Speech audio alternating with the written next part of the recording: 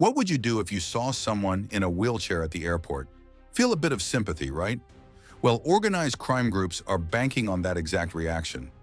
Welcome back to the UK Crime Hub, where today we're breaking down one of the most audacious drug smuggling attempts we've seen in a long time. A man who thought he could sneak nearly 1 million pounds of cocaine past border force by hiding in plain sight. Stick around to find out how his plan failed.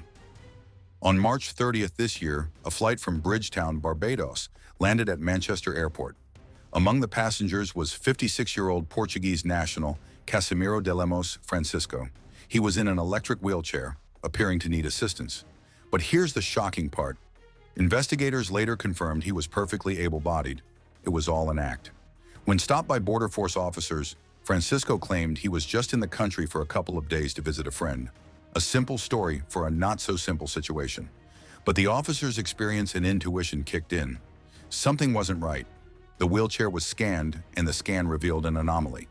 Hidden within the backrest and seat of the chair were not one, not two, but 11 separate packages.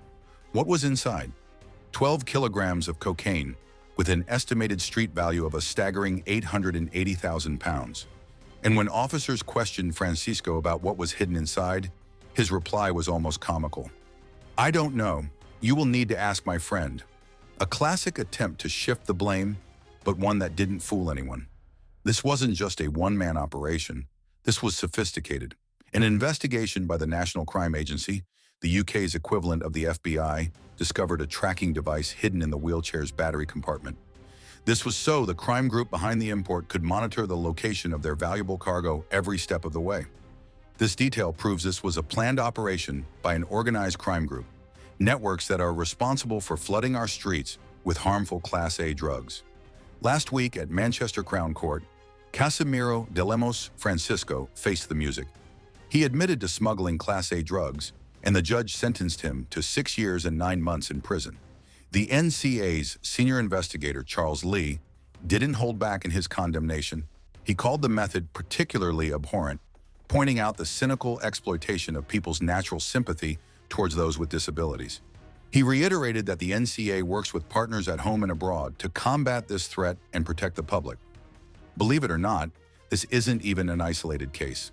In a very similar NCA investigation just earlier this year, a 71-year-old man from Canada, Ronald Lord, was jailed for 6 years after he tried to smuggle 600,000 pounds worth of cocaine into the UK hidden in his mobility scooter.